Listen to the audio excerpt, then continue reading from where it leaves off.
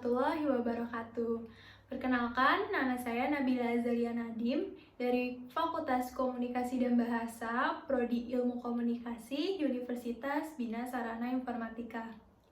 Di video kali ini, saya ingin memberikan tips untuk mengatasi demam panggung. Apa sih demam panggung itu? Jadi, demam panggung ini merupakan suatu keadaan tekanan psikologis yang dirasakan oleh siapapun pada saat ingin tampil di depan umum. Orang yang berpengalaman lama pun juga bisa merasakan demam panggung loh. Kenapa begitu? Karena setiap manusia tentunya memiliki rasa tanggung jawab dong. Nah, rasa tanggung jawabnya ini yang biasanya kita ekspresikan dengan rasa ketakutan, kecemasan, kepanikan, serta kekhawatiran bahwa nanti pada saat tampil depan umum itu tidak sesuai dengan ekspektasi kita. Nah, di sini aku mau kasih tips untuk mengatasi demam panggung. Jadi ada 6 tahapan untuk mengatasi demam panggung. Yang pertama yaitu ada latihan pernapasan basic. Latihan pernapasan basic ini biasanya dilakukan sebanyak 3 repetisi. Nah, di setiap masing-masing repetisinya dilakukan seperti ini ya. Tarik nafas, buang, tarik nafas, buang, tarik nafas. Nah, kenapa yang terakhir ada sedikit teriakan? Karena teriakan itu dapat menandakan untuk meluapkan emosi. Yang kedua ada latihan pernapasan madya. Latihan pernapasan madya ini biasanya juga dilakukan oleh penyanyi loh. Hanya saja kalau untuk seorang public speaker tidak harus bernada, melainkan intonasinya yang harus jelas. Latihan pernapasan madya ini biasanya digunakan untuk mengucapkan kalimat yang panjang tanpa harus terganggu dengan pernapasan yang pendek. Untuk latihan pernapasan madya ini juga dilakukan sebanyak 3 repetisi. Setiap masing-masing repetisinya itu seperti ini.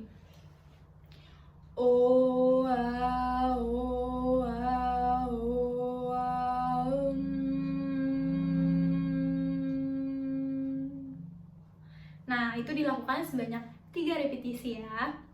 Sampai terasa ada tekanan di perut, itu berarti kalian sudah berhasil untuk melakukan teknik latihan pernapasan madya ini.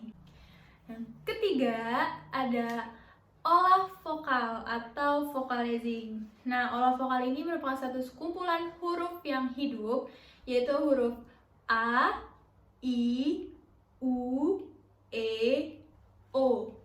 Nah, di olah vokal ini terdapat 3 speed untuk melakukannya. Yang pertama itu speed lambat, seperti ini. A, I, U, E, O. Dan yang kedua dengan speed medium.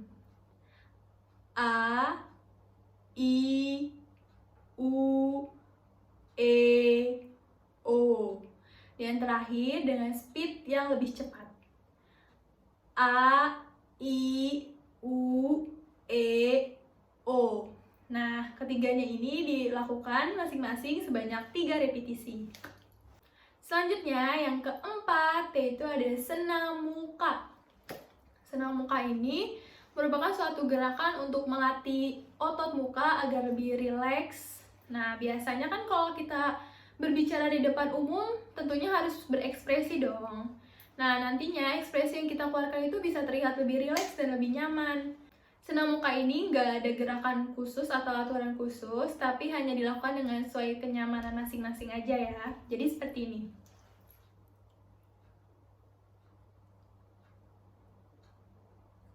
Senam muka juga bisa digabung dengan olah vokal loh, seperti ini contohnya.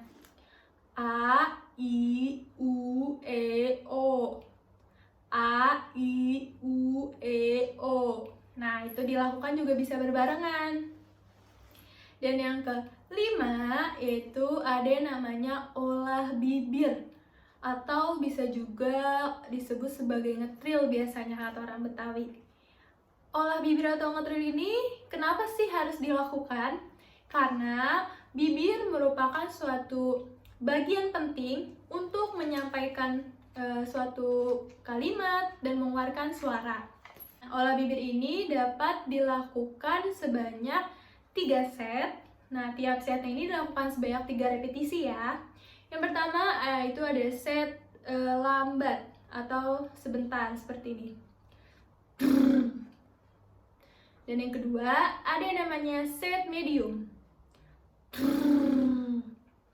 Dan yang ketiga ini ada yang namanya set panjang atau lama.